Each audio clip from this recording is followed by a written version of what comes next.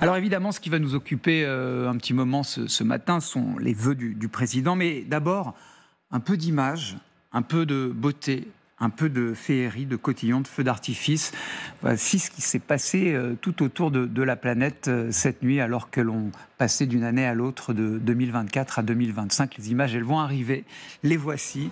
On est ici à Dubaï, vous voyez, de magnifiques feux d'artifice. On continue de par le monde à faire la fête, c'est ça qui est quand même assez sympathique. On parvient à se concentrer sur l'essentiel, un peu de fraternité, d'amour, de joie, de rassemblement, de folie, de fête, même si tout cela n'est évidemment qu'une parenthèse enchantée. Pour commencer ce temps de l'info, mesdames, carte blanche, vraiment carte blanche. En quelques mots, qu'est-ce que vous nous souhaitez en 2025, à la fois pour la France, pour le monde, nos téléspectateurs, nos téléspectatrices, Tristan? De s'entendre. De s'écouter et de s'entendre, pas forcément d'être d'accord sur tout, mais de réapprendre à s'écouter. Donc un peu d'empathie. Ça serait pas mal à discuter. On le sait, on cherche tous des compromis ces temps-ci en France, si on pouvait en trouver quelques-uns. Dans quel domaine il faudra s'écouter ? Un peu dans tous, je pense. J'écoutais hier les vœux du président et au début de ses vœux, il y a eu ce montage de tout tout ce dont la France pouvait malgré tout s'enorgueillir. C'est pas rien. Et j'ai l'impression qu'on est face à la parole politique, quelle qu'elle soit, y compris quand elle est là pour raconter ce que nous faisons de bien, comme dans un couple qui ne s'écoute plus.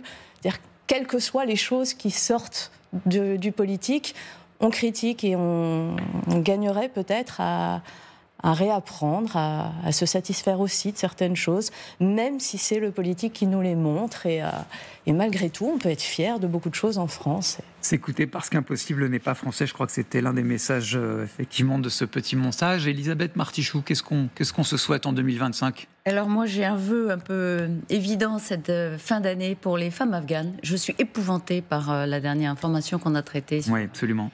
Sur le dernier pan de liberté, elles ne peuvent plus regarder par la fenêtre.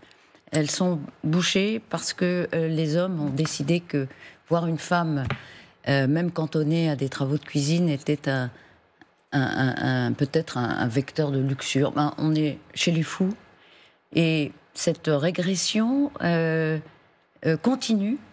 Je trouve, si on pouvait trouver un tout petit peu de liberté retrouvée pour les femmes afghanes. Et puis dans la continuité de ce que dit Tristan, au-delà de cette cause-là, on pourra en trouver plein d'autres sur la planète, la question de la désinformation quand même est extraordinairement préoccupante pour nous, parce qu'effectivement, pour partager, pour débattre sereinement, il faut au minimum être d'accord sur la réalité.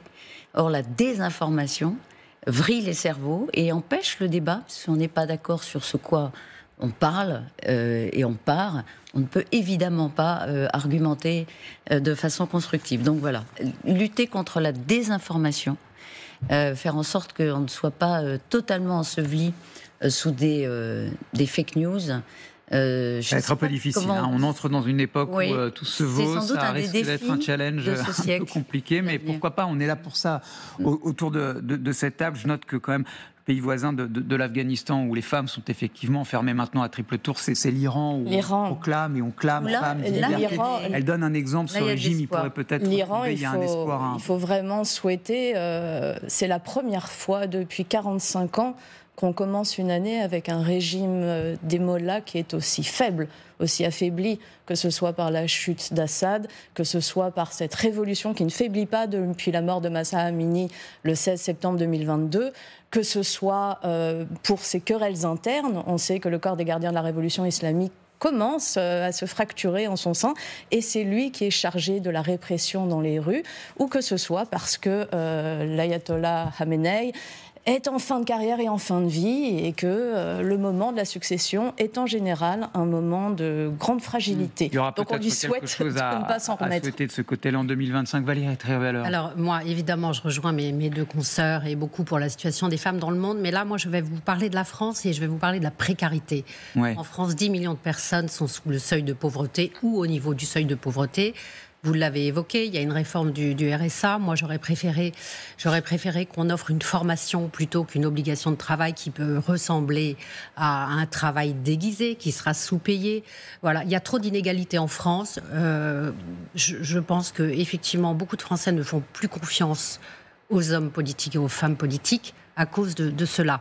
Nous allons peut-être parler du gaz et de ce qui se passe. Les factures d'énergie vont encore augmenter.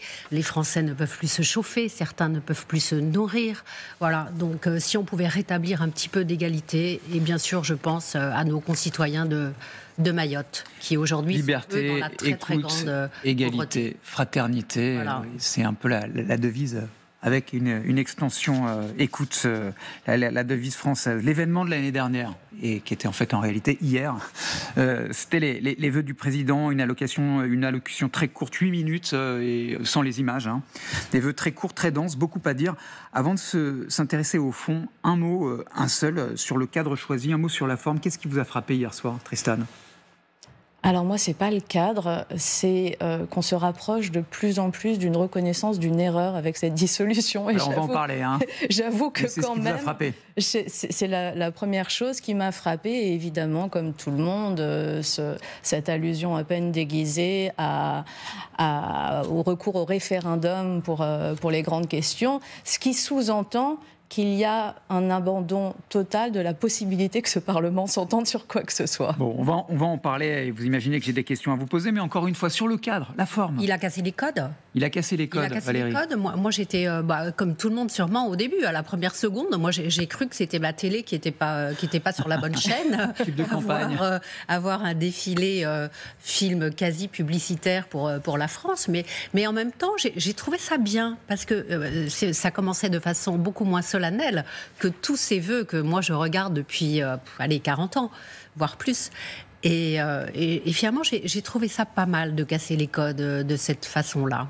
Donc un peu d'innovation, un peu de 2025. Qu'est-ce qui vous a frappé, Elisabeth Martichoux, peut-être un président effacé derrière les images? Alors, il est revenu.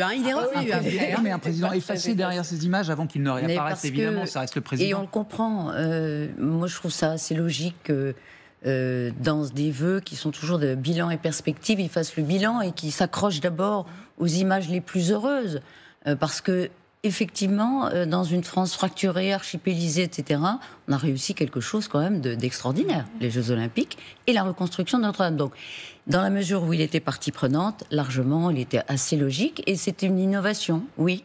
Il a innové par ces images. Évidemment, on compte sur vous, Guillaume, pardon, je vous renvoie un peu la balle, pour nous donner l'audience dès que vous l'aurez. Parce que ça va être très intéressant de savoir. Normalement, elle tombe vraiment aux alentours de 9h. Évidemment qu'on s'est intéressé à cette question. Il est 9h12. Sont-elles tombées ces audiences? Vous qui avez des canaux d'information davantage que nous. Ou alors peut-être encore endormi du côté des instituts qui sont chargés de faire ces audiences. Mais évidemment, on en parlera ensemble. C'est une question. Est-ce que ça a été suivi? Bah oui. Est-ce que les Français ont une curiosité face à un président impuissanté, affaibli largement par une initiative qu'il a prise, politique, importante, et dont on ne connaît pas encore tout à fait la mesure et les conséquences? Bon, on va en parler avant de se projeter sur la suite et l'année 2025. Vous l'évoquiez, Tristan Banon, ce qui marquera, c'est le mea culpa. Emmanuel Macron, c'est une première. Il a consenti à dire qu'il s'était trompé, qu'il avait fait une grosse bêtise, sinon une grave erreur politique. À propos d'un mot, la dissolution, on écoute le président. La dissolution a apporté pour le moment davantage de division à l'Assemblée que de solutions pour les Français. Si j'ai décidé de dissoudre, c'était pour vous redonner la parole, pour retrouver de la clarté et éviter l'immobilisme qui menaçait. Mais la lucidité et l'humilité commandent de reconnaître qu'à cette heure, cette décision a produit plus d'instabilité que de sérénité, et j'en prends toute ma part. Voilà, il en prend toute sa part, la dissolution, synonyme de division, d'instabilité, davantage que de solution et de sérénité. Les mots sont forts, Valérie Trierweiler. Oui, les mots sont forts. Vous attendiez un tel exercice de contrition de la part d'Emmanuel Macron? Non, parce que c'est vrai qu'il a quand même mis 6 mois à le faire. Après, bon, c'est pas à lui de parler de sa propre humilité. On préférerait, nous, le dire que là, il a peut-être fait preuve pour une fois d'humilité. Mais je dirais enfin, on va pas lui jeter la pierre, parce que enfin, il l'a fait. Il aura fallu 6 mois, mais c'est fait. Est-ce que vous pensez qu'il a réalisé seul, Elisabeth Martichoux, cette erreur politique, ou alors on lui a tordu le bras, ses communicants étaient là derrière et en coulisses en lui disant « Emmanuel, il va falloir y aller, il va falloir t'excuser ». Non, je ne pense pas qu'on lui torde le bras, d'une part, et d'autre part, je ne pense pas qu'il s'agisse d'un mea culpa à proprement parler. D'abord, vous aurez remarqué, il a d'emblée, d'abord, évoqué l'Allemagne. Oui, absolument. Comme pour chez eux aussi, c'est instable. Diluer la portée de sa décision. C'est-à-dire, vous avez vu, les Allemands, eux aussi, sont obligés de dissoudre. Donc, je ne suis pas tout seul. Nous ne sommes pas les seuls. Et ensuite, il estime effectivement que pour le moment, c'est dans le verbatim, sauf erreur, pour le moment, effectivement, la dissolution ne produit plus d'instabilité que de sérénité. Ouais. Et donc, ça veut dire qu'il compte toujours tirer un bénéfice politique d'une décision, pour l'instant, qui ne produit que de l'instabilité avec cette Assemblée nationale qui est incapable de s'entendre. Donc, oui, il progresse. La dernière fois, il avait dit « j'ai pas été compris, ma décision n'a pas été comprise ». Là, il dit « pour l'instant, ça ne fonctionne pas ».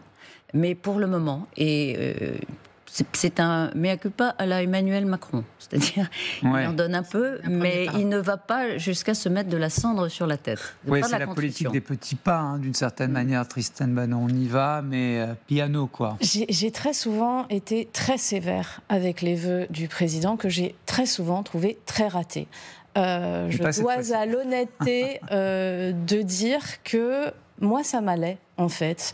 Je lui demande pas non plus de se mettre de la cendre sur la tête et de rajouter une impression de chaos total à un chaos qui existe déjà. Je pense qu'il fallait qu'il prenne sa part, comme il le dit. Les Français en avaient besoin, nous en avions tous besoin de l'entendre, même s'il ne l'a pas dit, il n'est pas à confesse non plus, même s'il ne l'a pas dit en s'auto-flagellant plus qu'il n'en faut. On avait besoin quand même qu'il avoue que c'était une erreur. En tout point, franchement, je trouve que ces vœux, pour une fois, ont été plutôt réussis et ont plutôt répondu à une attente, que ce soit d'avoir un peu de lumière, encore une fois, avec ces images qui nous rappellent quand même que la France sait faire des choses, ou que ce soit avec ce président qui, d'abord, vous l'avez dit, a commencé par s'effacer, ce qui n'est pas très habituel chez lui, et à reconnaître ses erreurs et à dire, effectivement, pour le moment, parce qu'on peut quand même espérer qu'on s'en sorte de cette situation. Et c'est un peu comme d'aller voir les Mahorais et de leur dire, en 2 ans, on va reconstruire. Bon, ça risque d'être compliqué, mais enfin, il faut quand même donner un peu d'espoir si on veut arriver à garder la tête hors de l'eau. Moi, ça m'allait. Alors, je voudrais qu'on rembobine, ça vous allait. Il y a eu d'autres vœux dans l'histoire présidentielle. 31 décembre 1994, la boîte à archives, il y a 30 ans, les vœux du 4e président de la République. Je crois aux forces de l'esprit et je ne vous quitterai pas. Je forme ce soir des vœux pour vous tous, en m'adressant d'abord à ceux qui souffrent, à ceux qui sont seuls, à ceux qui sont loin de chez eux. Bonne année, mes chers compatriotes. Bonne année et longue vie. Vive la République, vive la France. Voilà les vœux du 4e président de la 5e République, effectivement François Mitterrand en 1994. Ça vous inspire quoi, Elisabeth Martichoux, au regard de ce qu'a dit hier soir Emmanuel Macron et le ton qu'il a employé? Alors, on ne peut pas établir de comparaison, ça n'a rien à voir. C'est une autre époque. C'était une autre époque, c'était un François Mitterrand qui faisait ses adieux aux Français, Absolument. Qui était malade. Et avec cette profondeur, cette recherche de spiritualité qui le caractérisait. On rappelle que François Mitterrand a eu une fin de parcours politique très compliquée. Il était extraordinairement critiqué, controversé. C'est un président socialiste qui a traversé les années 80-90. Si je peux me permettre, là on peut comparer, parce qu'Emmanuel Macron a aussi une fin de mandat très compliquée. Oui, mais il ne peut pas se représenter, effectivement. Mais bien sûr, mais toutes les fins de mandat sont compliquées. Toutes les fins de mandat sont compliquées, et quand il y a 2 mandats a fortiori, c'est très compliqué. Mais je pense que c'est incomparable. On est effectivement comme vous le disiez, dans totalement une autre époque, un autre rapport à la politique. Et François Mitterrand, avec le recul, avait mis dans ces quelques mots une forme, encore une fois, de spiritualité, de profondeur assez extraordinaire. Mais moi, je retiens ce que vous souleviez tout à l'heure, Valérie Trierweiler, et puisqu'en réalité, il y a peut-être motif, selon vous, à comparaison. Cet extrait, on l'a choisi pour ce point-là en particulier. Je vous présente mes vœux tout en m'adressant d'abord à ceux qui souffrent, à ceux qui sont seuls, à ceux qui sont loin de chez vous. Et c'était l'objet de votre carte blanche, précisément. Oui, c'est peut-être ce qui manque à Emmanuel Macron, c'est de l'empathie. Il y a eu depuis 7 ans tout un tas de phrases qu'il suffit de traverser la route pour trouver la rue pour trouver un emploi, qu'il y a les premiers de cordée, c'est-à-dire il pense que finalement ceux qui sont pauvres méritent d'être pauvres, c'est qu'ils ne font rien pour s'en sortir. Et cette réforme du RSA, elle le prouve encore. Donc nous avions un président de gauche, même si il a eu un passé trouble. Et là, nous avons un président, bien que la gauche soit arrivée en tête, qui ne fait que repousser les propositions de la gauche. Donc on est déjà sur 2 politiques très différentes. Et vous, la boîte à archives, Tristan Banon, le fait de rembobiner, voir François Mitterrand et puis tout à coup Emmanuel Macron? Mais on l'a dit, c'est tellement difficile de comparer ces 2 hommes, ces 2 façons de faire, ces 2 âges aussi. Enfin, on a un homme qui est en fin de vie et un autre qui, bizarrement, est tout à la fois en fin de carrière et en début de carrière. Il est jeune encore. C'est des façons tellement différentes d'envisager les choses. En revanche, c'est vrai qu'il y a quelque chose qui est assez marquant, c'est l'empathie, en tout cas telle qu'elle est montrée, de François Mitterrand, et qui, malgré tout, ça c'est vrai, reste désespérément absente des mots d'Emmanuel Macron. On sent qu'il a un problème avec ça, enfin une incapacité à faire preuve d'empathie, ou en tout cas à la faire passer s'il en a. À comprendre ceux qui ne sont pas comme lui, en fait. Mais lui, c'est quelqu'un qui a eu la vie facile parce qu'il avait une intelligence, qui venait d'un milieu plutôt favorisé, qui l'a aidé à aller dans les bonnes écoles, faire de bonnes études, etc. Et il n'arrive pas à comprendre que des gens naissent dans des conditions beaucoup plus difficiles, qui n'ont pas accès à l'égalité des chances. En tout cas, moi, je retiens ça quand même, un triptyque qu'il a utilisé à 2 reprises, unis, déterminés, solidaires. Il parle des Français, il souhaite aux Français d'être unis, déterminés et solidaires, parce qu'à un moment ou un autre, il donnera la parole aux Français. On écoute le président.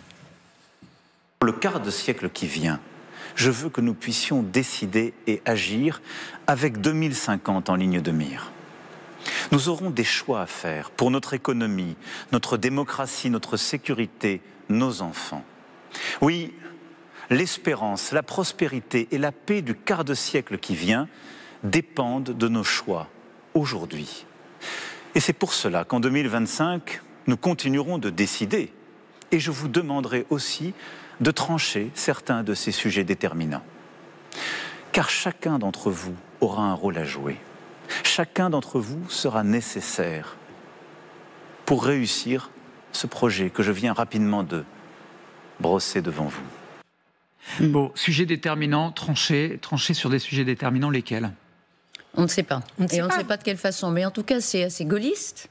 C'est risqué, parce qu'un référendum, si c'était un référendum ou une convention citoyenne, c'est ce que l'Élysée a fait savoir quelques instants après l'allocution. Mais un référendum, c'est toujours risqué pour un président en place. Et enfin, c'est incertain, parce que Emmanuel Macron a déjà promis, a déjà envisagé publiquement de consulter le peuple français sur des questions, des grandes questions de société ou pas. On sait que le champ du référendum est à la fois large mais est limité quand même à quelques sujets. Eh bien, il l'a souvent envisagé, il ne l'a jamais fait. Donc voilà, on en est là. Je pense que c'est un président qui a été, je parlais d'impuissance tout à l'heure, qui a été impuissanté par sa propre initiative empêché, un président politique, empêché, qui est maintenant contraint et qui cherche de l'oxygène, de l'air. Il peut nommer Premier ministre, il peut aussi... sur proposition du Premier ministre, donc il faut qu'il soit en accord avec François Bayrou, si c'est toujours lui, dans quelques mois, de soumettre des questions à référendum. Référendum ou convention citoyenne. La convention citoyenne sur la fin de vie, on le rappelle, a bien fonctionné. Parce qu'on dit souvent la Convention citoyenne sur l'environnement, ça a été une catastrophe parce qu'Emmanuel Macron a contredit finalement les conclusions. D'abord, c'est moyennement vrai. Et ensuite, sur la fin de vie, si il n'avait pas dissous l'Assemblée, on aurait pu avoir, et on va l'avoir normalement au début de cette année, à l'Assemblée, une Assemblée nationale qui tient compte des Français qui ont réfléchi de façon très constructive sur cette question difficile. Mais justement, c'est la question que je voulais vous poser. Mouillons-nous. La fin de vie, ça peut être une consultation citoyenne. L'immigration, c'est envisageable? L'immigration, alors un référendum sur l'immigration, c'est quand même, ce serait faire un cadeau au Rassemblement national qui le réclame depuis le début, notamment sur le droit du sol, de remettre en cause le droit du sol. Donc, franchement, alors il a parlé d'économie et de sécurité, avant de dire qu'il demanderait de trancher sur ces sujets. Donc, est-ce qu'il met l'immigration dans le dossier sécurité? C'est aussi quand même un dossier quand même qu'il faut bien séparer. On ne peut pas faire cet amalgame automatiquement. Donc moi, je sais pas, je pense que si l'Élysée fait savoir juste après que ça peut être une convention citoyenne, c'est qu'on ira plutôt vers une convention citoyenne et qu'un référendum sur l'immigration, ce serait un cadeau de plus fait au Rassemblement national. En tout cas, l'objectif, c'est peut-être aussi d'éviter le piège pour ou contre Macron, parce qu'un référendum, c'est souvent ça. Vous pensez, Tristan Banon, que c'est une façon aussi peut-être pour lui de garder la main, de dire je suis le garant certes des institutions, mais je suis encore j'ai encore le gouvernail, j'ai encore le manche? J'ai encore quelques cartes. En tout cas, c'est vrai que quand on l'écoute, on a l'impression que non seulement c'est lui qui a la main, ce qui n'est factuellement pas très vrai, mais en plus que c'est lui qui va influer jusqu'à 2050. Ouais. Il y a quelque chose comme ça, on a l'impression qu'il imprime sa patte très loin, et en termes de communication, c'est assez brillant. Maintenant, dans les faits, effectivement, il va falloir voir, parce que comme on le disait, la Convention citoyenne, elle a déjà eu lieu, par exemple, pour la loi sur la fin de vie.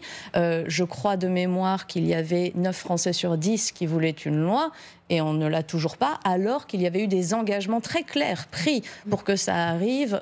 C'était dans l'année, au moment où ça avait été dit. C'est normalement inscrit au programme de l'Assemblée nationale. Il y a un Pivet, il est très attaché à ce que, effectivement, il y avait eu un engagement déjà pour que ça arrive avant la fin de l'année passée. Donc c'est pour ça que Mais après, il y a eu la dissolution. Absolument. Il y a un domaine également, mesdames, qui intéresse le président de la République au plus haut point, et c'est pour ça qu'on va accueillir Magali Barthez, qui se présente sur ce plateau. Bonjour et bonne année, avant tout. 2025, une année pour la paix. Magali Barthez, on le souhaite. Il y a peut-être quelques signes auxquels se raccrocher, une lueur dans l'obscurité. On ne sait pas, mais il y en a un en tout cas qui y croit peut-être. On va d'abord l'écouter. Il s'appelle Volodymyr Zelensky. Il a présenté évidemment ses vœux. Je vous propose de l'écouter. Il est prêt à quelques compromis, peut-être territoriaux. On l'écoute et on en parle ensemble. Je n'ai aucun doute sur la volonté et la capacité du nouveau président américain à instaurer la paix et à mettre fin à l'agression du président russe Poutine. Il comprend que le premier est impossible sans le second. Car il ne s'agit pas d'un combat de rue où il faut calmer les deux parties. Il s'agit de l'agression à grande échelle d'un État fou contre un État civilisé. Et je crois que nous sommes capables, avec les États-Unis, d'exercer cette force, de contraindre la Russie à une paix juste. Nous sommes capables, Magali Barthez, d'obtenir la paix avec un homme. Donc évidemment, il parle de Trump. C'est réaliste ou c'est un vœu pieux, ça ? En tous les cas, Donald Trump a pris énormément d'engagement pendant sa campagne, à arriver à mettre les belligérants autour de la table pour obtenir un deal. La question, c'est quelle sorte de deal ? Est-ce qu'il s'agira vraiment d'une paix juste, comme l'appelle de ses voeux Volodymyr Zelensky ? On sent bien que du côté de la Maison-Blanche, enfin la future Maison-Blanche, la situation est quand même bien plus compliquée sur le terrain que ce qu'avait envisagé Donald Trump lorsqu'il promettait de mettre fin à cette guerre en Ukraine en 24 heures. On voit bien que la Russie est en train, ça y est, de poser ses conditions. On a entendu Sergueï Lavrov dire il n'est pas question même de dire l'Ukraine dans l'OTAN dans 20 ans. Mais voilà, on sent que de toute manière, Il y a au moins une volonté, une envie. Mais l'administration Biden a énormément déçu Zelensky avec ses retards permanents, ses armes qui arrivaient trop tard.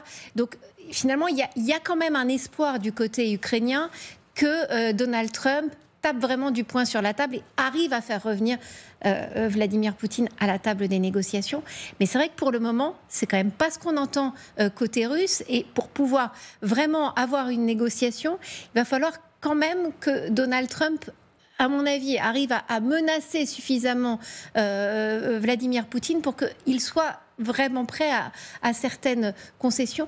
Il n'y a pas du tout intérêt. Sur le terrain, l'année 2024, elle a été très très dure pour l'Ukraine et Vladimir Poutine le sait.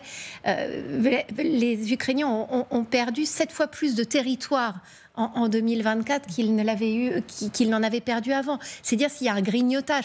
Donc pourquoi est-ce que Vladimir Poutine s'arrêterait? On va l'écouter, Vladimir Poutine, justement. On va l'écouter, mais j'ai quand même envie de vous entendre. C'est quand même assez paradoxal. Miser sur Trump, c'est pas quand même le président le plus féministe qu'ait connu les États-Unis pour ne concerner que ce seul sujet. Mais pour le moment, il suscite quand même un enthousiasme.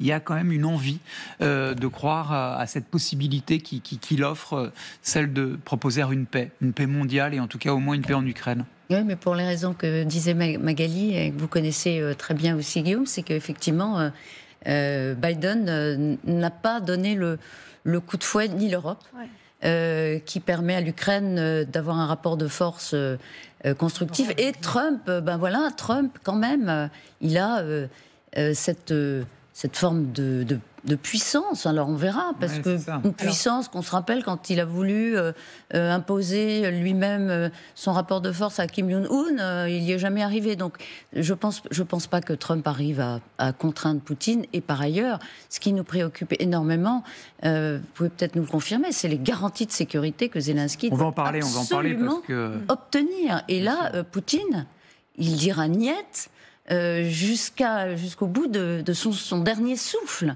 Donc 2025, année de la paix en Ukraine, on aimerait tellement, puisque 3 ans de guerre... Et vous vous rendez compte quand même qu'on a mis le mot négociation sur la table, le mot compromis, et tout ça, c'est lié à Trump. Bien sûr, ça fait déjà même depuis son élection qu'on en parle, même s'il n'est pas encore complètement au pouvoir. Mais vous voyez cette déclaration qu'il a faite... la semaine dernière et donc l'année dernière, que lui n'aurait jamais autorisé les drones longue portée, que c'était une stupidité. Il a frappé en profondeur. Donc, ce qu'on devine de toute façon, c'est qu'il n'aidera plus l'Ukraine, en tout cas pas beaucoup, mais comme les Européens n'aident plus beaucoup non plus, on a vraiment l'impression qu'aujourd'hui tout le monde force aux négociations. Voilà, donc ce qu'il faut maintenant pour Zelensky, c'est essayer de sauver les meubles, entre guillemets, c'est-à-dire de sauver un peu de territoire. Mais on sent que tout le monde veut l'arrêt de cette guerre, en tout cas. Mais pas forcément Poutine. Non, pas forcément. Oui, mais on va en parler parce qu'on va l'écouter, évidemment. On va rester lucide sur ce plateau. On est quand même sur LCI. Vous savez qu'on traite en long, en large et en travers ce conflit et avec une acuité extrême, évidemment, ça commande au moins la lucidité. Donc on y viendra. Mais Tristan Banon, je voulais vous entendre. Bénéfice du doute sur Trump ou pas ? On sait qu'il y a des discussions depuis longtemps, depuis même avant l'arrivée de Donald Trump. Il a très bien joué en se faisant passer pour celui qui amènerait la paix. Maintenant, va-t-il y arriver ? Je pense que déjà, il faut savoir de quelle paix on parle. Il n'y en a aucun qui veut la même paix. Vladimir Poutine est tout à fait d'accord pour envisager une paix, à condition que ce soit une reddition totale de l'Ukraine. Volodymyr Zelensky, on entend depuis la fin d'année dernière, depuis les dernières semaines, on l'entend dire qu'on peut s'entendre, mais on peut s'entendre avec une paix armée, des garanties de sécurité, une présence, si ce n'est de l'OTAN, en tout cas de militaires ou de personnes. On en a parlé sur ce plateau, qui pouvaient être ces personnes qui assureraient la sécurité. On sait que ça, c'est niet pour Poutine. Donc, même avec toute sa testostérone et sa capacité à taper très fort de ses petits points sur la table, Donald Trump, il va se retrouver face à une réalité. Après, c'est un très bon négociateur. The Art of the Deal, c'est son ouvrage. Voilà. Néanmoins, Vladimir Poutine n'est pas forcément quelqu'un facile dans la négociation. Bon, là, vous le dites, hein, les unes, j'allais dire les autres, vous êtes extrêmement lucide, vous en parlez. De toute façon, tout est conditionné à un homme, Vladimir Poutine, qui lui aussi a présenté ses vœux. On l'écoute et on en parle évidemment. L'amour pour notre patrie donne un sens élevé à nos vies et le désir de contribuer à la protection de sa souveraineté, de sa sécurité, de ses intérêts et de son libre développement est devenu pour nous une question d'honneur. En cette veille du Nouvel An, les pensées, les espoirs de nos parents, de nos amis et de millions de personnes dans toute la Russie vont auprès de nos combattants et de nos commandants. Vous êtes de véritables héros qui ont entrepris le grand travail militaire pour défendre la Russie et fournir à notre peuple de solides garanties de paix et de sécurité. Voilà, les mots employés par Vladimir Poutine, vous les avez prononcés les unes et les autres sur ce plateau.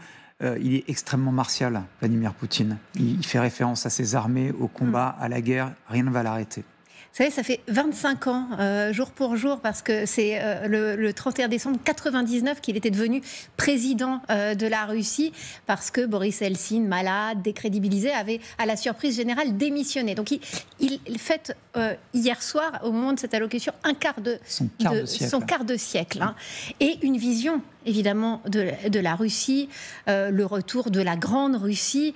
Et c'est vrai que les mots choisis, c'est l'honneur des Russes de défendre la patrie. Il faut tout faire pour défendre nos frontières, notre souveraineté. Tout ça, ça a été dit. Et c'est vrai qu'on a un Vladimir Poutine très martial et qui affiche vraiment une détermination et une confiance aussi à toute épreuve. C'est quand même ce qu'on retiendra par rapport à, c'est vrai, l'image d'un Volodymyr Zelensky et les mots d'un Volodymyr Zelensky qui concède que de toute manière, il faudra se battre sur le champ de bataille, mais aussi à la table des négociations. Et c'est vrai que c'est cet homme-là, maintenant, que Donald Trump va devoir pousser à la table des négociations. Et c'est vrai que quand on l'entend cette nuit, avec ce ton si martial, dont son visage, il faut regarder les images, très, très fermé et très dur, on se dit que ça va pas être simple. Aujourd'hui, il est en train de pousser son avantage. On est vraiment, jusqu'à la date du 20 janvier, la date de l'investiture de Donald Trump, on est du côté russe et du côté ukrainien, mais du côté russe d'abord, dans une espèce de course contre la montre pour avancer le plus possible, pour grignoter un maximum de terrain et pour avoir une posture très radicale déjà dans la négociation. Est-ce que ces lignes, elles vont bouger une fois que Donald Trump sera à la Maison-Blanche? Est-ce qu'il aura des moyens de pression sur lui? C'est vrai que Donald Trump veut arrêter, a priori, les livraisons d'armes à l'Ukraine. Il ne veut pas dépenser cet argent pour l'Ukraine. Mais en même temps, les États-Unis ne pourront pas se permettre un échec total sur le front ukrainien. Donc il y a un moment où il va falloir quand même qu'il obtienne un deal si vraiment on va à la table des négociations. Parce que c'est vrai que quand on l'entend, on ne sait pas encore. L'autre question, sera quelle sera la place des Européens à la table des négociations. Parce que là, on a l'impression que ça y est, ils sont totalement exclus du jeu, que ça va se passer dès que Trump sera là, entre Poutine et Zelensky. Alors qu'on peut quand même saluer l'initiative d'Emmanuel Macron d'avoir organisé cette rencontre entre Trump et Zelensky lors de la cérémonie de Notre-Dame de réouverture. Donc voilà, mais il y a un véritable enjeu. Et il y a une chose qu'on n'a pas évoquée dans l'intervention d'Emmanuel Macron tout à l'heure, quand il a dit que la France devait pouvoir assurer sa défense. Mais on y vient. On y vient. Vous pensez bien qu'on ira. On ira, très bien. Alors donc je m'arrête et j'y reviendrai. On va l'écouter évidemment, Emmanuel Macron. Sur Poutine, il ne faut jamais enterrer les dictateurs trop tôt, parce qu'il revient de loin. Un quart de siècle, c'est très très impressionnant. Vous avez bien fait de le rappeler. Cet homme-là qui s'est maintenu, qui a on me rappelle au début de la guerre, certains disaient il y a une semaine de la défaite et du départ, et de l'hypothèse qu'il soit renversé en interne. Il a consolidé son pouvoir, il n'est pas isolé, il revient de loin, et donc, comme il est habité par une idéologie impérialiste, il ne lâchera rien. Et c'est vrai qu'on comment dirais-je, on investit un peu sur Trump parce qu'il incarne le changement, et que tout changement nous fait espérer, car nous sommes des optimistes indécrottables, qu'il sera positif, il ira vers le progrès. Mais en réalité, Donald Trump, qu'est-ce qu'il peut imposer à Poutine aujourd'hui? Quels sont ses leviers en réalité? Ils sont très faibles. Économiquement et militairement, il ne va pas de toute façon bombarder le Kremlin. Donc je pense qu'il ne faut pas trop espérer de ce côté-là, malheureusement pour les Ukrainiens et Zelensky, qui est un homme absolument remarquable à la tête de l'Ukraine aussi après 3 ans de guerre. Donc en creux, Tristan Banon, si on écoute un petit peu le développement de Elisabeth Martichoux, c'est vrai que l'obstacle à la paix finalement c'est ce monsieur Poutine qui est en face de nous. L'obstacle c'est Vladimir Poutine. Après il y a une petite brèche qui est dans le fait que on l'avait dit, d'ailleurs on l'a dit dès l'élection de Donald Trump, toutes les semaines qui vont précéder l'entrée en fonction de Donald Trump le 20 janvier vont être terribles pour les Ukrainiens. Il va y avoir des démonstrations de force extraordinaires de la Russie. On n'a pas été déçus, mais ça cache aussi une fatigue. Que ce soit des Russes, que ce soit des militaires sur le terrain. Alors il a cette main-d'œuvre nord-coréen, je sais pas comment dire, cette chair à canon qui va au front et qui lui sert énormément parce que il n'en a que faire et ça lui permet comme ça d'envoyer des hommes se battre à corps perdu. Mais malgré tout, il commence à avoir un peuple qui se fatigue de cette guerre, qui demande. Pas encore dans la majorité, mais on commence à. Vous me tendez la perche, Tristan Banon, si vous me permettez de vous interrompre, et on reprend juste après. Justement, on a été interrogé des moscovites dans la rue. Écoutez ce qu'ils nous disent, et on en parle immédiatement, puisque vous y faites référence. Mon vœu le plus cher pour tous les Russes est que la guerre prenne fin, que la paix règne dans notre pays, que tout le monde soit heureux et s'aime. J'aimerais que la guerre cesse. Maintenant, je vais vous montrer mon t-shirt.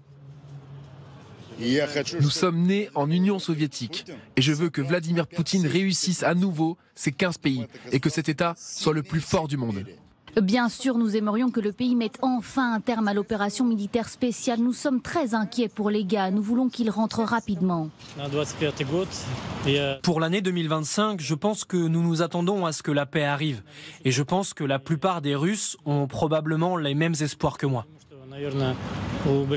Bon voilà, il y a de l'ambivalence, il y a des sentiments patriotiques qui sont clairement exprimés par les moscovites. On veut un pays, un empire aussi grand que possible, aussi large qu'est la Russie. Mais tout de même, le mot paix, il est là. Il revient. On voit qu'en Géorgie, hier, il y a eu une énorme manifestation, justement, pour dire qu'il ne voulait pas de la vision de la Russie de Vladimir Poutine, mais qu'il voulait adhérer à l'Europe. Donc il commence aussi à y avoir, dans les pays, on voit qu'en Azerbaïdjan, le président azéri, il a commencé lui aussi à taper du poing sur la table et expliquer qu'il n'était pas qu'un vassal de la Russie. Donc il y a aussi tout ça. Il y a une réalité économique aussi qui commence à se faire sentir pour la Russie. Donc voilà, il y a peut-être une petite brèche dans des faiblesses qui sont cachées par, là aussi, beaucoup de martialité et de testostérone du côté de Vladimir Poutine. Valérie Trierweiler, vous l'aviez anticipé, Emmanuel Macron n'a plus les coudées franches, certes, sur la scène nationale, mais il a un domaine dit réservé, la diplomatie dans un monde incertain. On va l'écouter sur la souveraineté dont vous parliez et on en parle tous ensemble. L'Europe ne peut plus déléguer à d'autres puissances sa sécurité et sa défense. En 2025, la France devra continuer d'investir pour son réarmement militaire, pour garantir notre souveraineté, la protection de nos intérêts et la sécurité de nos compatriotes. Et l'Europe devra quant à elle accélérer pour prendre en main sa défense, sa sécurité, ses frontières. C'est ce pourquoi je me bats depuis tant d'années et ce que nous avons commencé à bâtir avec nos partenaires européens et que nous poursuivrons. Bon, et en plus, il a fait référence, Macron, aux guerres qui ne sont pas si lointaines, celle du Proche-Orient dont on parlera et de l'Ukraine dont on parle en ce moment même. Est-ce que sur la scène internationale, ces mots, souveraineté, ça peut paradoxalement le servir finalement dans l'exercice de son mandat, Emmanuel Macron, Valérie Trierweiler? Oui, bien sûr, mais on voit qu'on est quand même dans une recomposition totale du monde. En ce moment, des géants sont nés avec la Chine d'un côté. Enfin, le monde d'avant, c'est terminé. Et donc, quand il dit qu'il faut réarmer la France, ou là pour une fois que le terme réarmement est juste par rapport à son réarmement démographique par exemple, qu'est-ce qu'il va demander? Est-ce que ça peut être ça le référendum? Est-ce que ça peut être d'augmenter le budget militaire? Parce que jusqu'à maintenant on a tellement de problèmes, c'est une piste, on a tellement de problèmes de financement, de budget, de déficit, etc. Est-ce que ça peut être ça? En tout cas, c'est ce qu'il veut faire. Et quand on écoute les généraux qui sont ici souvent présents, ils le disent. On a de toute façon, on est dans une faiblesse totale. En cas de guerre, on ne peut pas tenir plus de 6 mois. Donc, est-ce que c'est vers ça qu'il veut aller? Quant à une défense européenne, ça fait quoi? Ça fait 15 ans 20 ans qu'on essaie. Il l'appelle de ses voeux pour lui rendre. Bien sûr, mais ça ne suffit pas. On n'y arrive pas avec une Europe à 27, 28. On n'y arrive pas. Elle n'avance pas, l'Europe de la défense. Elisabeth Martichoux, ça peut être un rôle de transition en fin de mandat, justement, miser sur l'international, même si la France est à faune en ce moment et qu'elle est en plein chaos politique, que les gouvernements se succèdent, parfois censurés comme on l'a vu. Ça peut être un rôle de transition pour lui, vers une fin de mandat? Être un homme à stature internationale, un faiseur de paix. En Europe, il a toujours voulu jouer un rôle de premier plan. Dès ses premiers vœux de 2017, il s'est présenté quasiment comme un président de l'Europe. Et on a vu qu'hier, il a exhorté les Européens à sortir de leur naïveté en termes de commerce international. C'était évidemment très clair comme ambition face à Donald Trump qui arrive le 20 janvier. Donc je pense que là, oui, c'est un terrain politique sur lequel il a beaucoup investi, avec plus ou moins de bonheur, mais il n'a pas tout raté. Mais la difficulté, c'est effectivement cette Europe avec des procédures de décision qui sont extrêmement contraignantes. Mais la Pologne prend la présidence européenne. Évidemment, ça va davantage dans le sens d'Emmanuel Macron que Orban. Qui le numéro 1 hongrois, qui peut la piloter l'Europe. Il faut espérer qu'effectivement notre continent je veux dire, est le seul à contenir autant de démocratie sur un territoire donné. Donc il faut absolument qu'il ait de la force en 2025. C'est crucial pour nous. On va prendre la direction de l'Asie. C'est l'heure du qui a dit. Vous fréquentez suffisamment ce plateau pour savoir de quoi il s'agit. Qui a dit, ça va apparaître à l'écran évidemment dans un instant. Qui a dit les Chinois des deux côtés du détroit de Taïwan sont une seule famille. Personne ne peut arrêter la tendance historique de la réunification de la mère patrie. Vous avez une idée, Magali Barthès? Le président chinois Xi Jinping, pendant ses vœux justement, il a fait une adresse officielle cette nuit. Et c'est vrai qu'il a parlé beaucoup d'économie, mais on voit bien que cette réunification inéluctable avec Taïwan, ça reste son grand projet politique. Et donc, en fait, il a soufflé le chaud et le froid. C'est-à-dire qu'il appelle la paix de ses voeux. Donc ça, c'est super. Merci la planète. Mais en même temps, attention, nous, on a un œil sur Taïwan. C'est un motif d'inquiétude, ça? Énorme. Parce que Xi Jinping, il a comme Poutine. Il est habité par cette ambition et on a le sentiment que tant qu'il restera au pouvoir, et on rappelle qu'il a fait en sorte de l'être à vie. Absolument. Il ne quittera pas le pouvoir, c'est un peu l'impression qu'on a, sans avoir procédé à cette réunification. Et c'est vrai que c'est un sujet majeur d'inquiétude et de désordre international, parce qu'on sait que les Américains, alors que fera Trump? Que ferait Trump? Je vous pose la question à vous, les experts. En tout cas, il est question, mais Magali, vous me corrigerez, il est question que Trump s'engage dans une guerre tarifaire dans un premier temps avec la Chine. Mais si d'aventure il devait attaquer Taïwan, mais c'est pas tout à fait sûr qu'il attaque Taïwan, parce que ils ont des leviers, les Chinois, et notamment sur Elon Musk, si je ne m'abuse, puisqu'il produit ses Tesla en Chine. Oui, absolument. Mais c'est vrai que c'est là où l'exemple ukrainien est regardé très près par les Chinois. Si Trump lâche véritablement l'Ukraine, est-ce que ça ne voudra pas dire que demain il lâchera complètement Taïwan? C'est pour ça que le message qui va être envoyé sur l'Ukraine, il va quand même donner des indications aussi à Xi Jinping. Il y a une autre chose qui montre quand même que, certes, Donald Trump veut vraiment, menace de guerre commerciale les Chinois, un ton très dur, mais en même temps, vous savez qu'il a invité le président chinois à son investiture le 20 janvier prochain. Donc il y a quand même une façon de manier la carotte et le bâton en même temps. Alors les Chinois pour le moment disent non, on ne viendra pas. Mais il y a quand même ce signal-là qui est intéressant, je trouve, de la méthode Trump, parce qu'il y a quand même une volonté de toujours et encore faire des deals, faire des négociations. C'est comme ça qu'il voit la politique internationale. C'est une façon très transactionnelle de voir les relations internationales. Et est-ce que c'est pas qu'il va essayer de faire aussi avec la Chine, à suivre donc à partir du 20 janvier. L'autre chose à souligner, c'est l'axe entre la Chine et la Russie, dont ils se disent chacun meilleur ami quand même, entre Poutine et Xi Jinping. Officiellement, le président chinois est neutre par rapport à l'histoire de l'Ukraine. En réalité, il fournit des composants qui servent à construire des drones en Russie. Donc c'est une neutralité quand même pas tout à fait honnête. Donc je pense qu'il y a un lien aussi et qu'ils vont pouvoir quand même faire des deals entre eux, et notamment concernant aussi Taïwan. C'est-à-dire à un moment, moi je t'aide à garder une partie de l'Ukraine et toi tu m'aides à avoir Taïwan. Bon voilà, on balaye les foyers de tension, on se demande si la paix est possible. Malheureusement, à l'épreuve des faits, on se rend compte qu'il vaut mieux rester un peu lucide. Il y a quand même un espace géographique sur lequel j'ai envie de vous entendre, mesdames, c'est le Proche et le Moyen-Orient qui brûle depuis le 7 octobre 2023 et l'attaque terroriste lancée par le Hamas sur le sud d'Israël. Il y a encore des otages à Gaza. Tout cela a entraîné une guerre multifront. À Gaza, elle continue depuis 14 mois. Et puis également au Liban, guerre menée par Israël. Ceci dit, un cessez-le-feu a tout de même été obtenu. Je vous propose d'écouter le ministre de la Défense, Sébastien Lecornu, qui a conservé son poste. Il a visité les soldats français de la FINUL avec le ministre des Affaires étrangères, Jean-Noël Barrot. On l'écoute et on réagit.